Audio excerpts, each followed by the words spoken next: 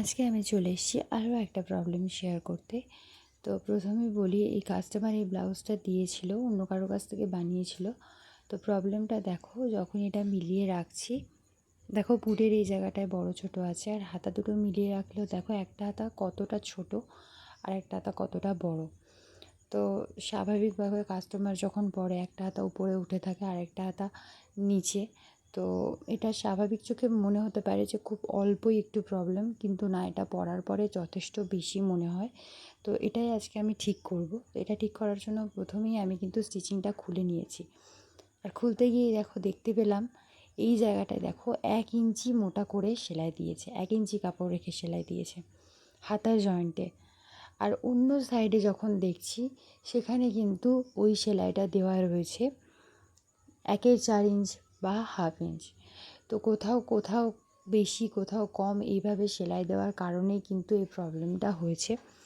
তো আমি কিন্তু এটাকে খুলে নিয়েছি। আরও দেখো প্রবলেমটা কোথায়, দেখো ব্লাউজে কি করেছে, না দিয়েছে এই সাইডে লাইলিং, আর না এখানে অ্যাটাচ করেছে কোনো প্রকারের কাপড়। কাস্টমার যদি হেলদি হয়ে যায়, তো সেখানে কাপড় সাইডে আছে বাড়ানোর জন্য, কিন্তু বগলের এখানটায় কিন্তু একেবারেই কোনো কাপড় নেই। তো এটাকে একদমই বড় করা যাবে না। তো আমার কাছে তো এক্সট্রা কাপড় নেই, তো আমি সেই জন্য এটা পুরোপুরি ঠিক হয়তো করা যাবে না, কিন্তু হাতাটা যেটা কম বেশি আছে সেটাকে অবশ্যই আমরা ঠিক করতে পারি।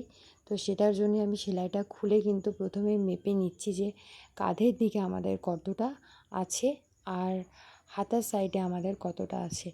যেহেতু আমাদের দুটো স্লিভস একসাথেই কাটিং করা হয়, তো সেক্ষেত্রে দুটো স্লিভস একই সমান হবে, দুটো পুট একই সমান হবে, এটাই কিন্তু হয়ে থাকে। তো সেক্ষেত্রে যিনি সেলাই করেছে, ওনার প্রবলেমটা হলো যে উনি কোনো জায়গায় 1 ইঞ্চি কাপড় রেখে সেলাই দিয়েছে, কোনো জায়গায় 1/2 ইঞ্চি কাপড় রেখে, কোনো জায়গায় 1/4 ইঞ্চি কাপড় রেখে। সুতরাং যেখানে 1 ইঞ্চি করে মুড়ে উনি সেলাই করেছেন, সেই জায়গায় কিন্তু 1/2 ইঞ্চি উপরে উঠে রয়েছে কাপড়টা। তো সেটাকে সমান করার জন্য কিন্তু আমি ওটাকে খুলে সমানভাবে সেলাই করে দিয়েছি। দেওয়ার পরে যখন আমি ধরছি, দেখো এবার তোমরা দেখতেই পাচ্ছ যে পুরোপুরি কিন্তু সমান এসছে স্লিভসটা। আমরা কিন্তু যতই চেষ্টা করি, কখনো কখনো এমন প্রবলেম কিন্তু হয়ে থাকে ব্লাউজের মধ্যে, সেটাকে কিন্তু আমরা পুরোপুরি ঠিক করতে পারি না। আমাদের কাছে তো সেম কাপড়ও থাকে না যে আমরা ঠিক করব, যেহেতু আমাদের কাছ থেকে বানানো নয়।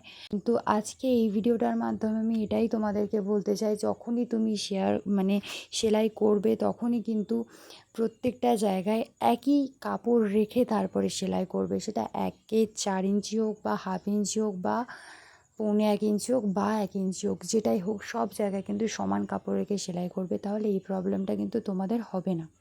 ভিডিওটা ভালো লাগলে অবশ্যই লাইক কমেন্ট করে যেও, আর এরকম সুন্দর সুন্দর ভিডিও পেতে ফলো করে পাশে থেকো।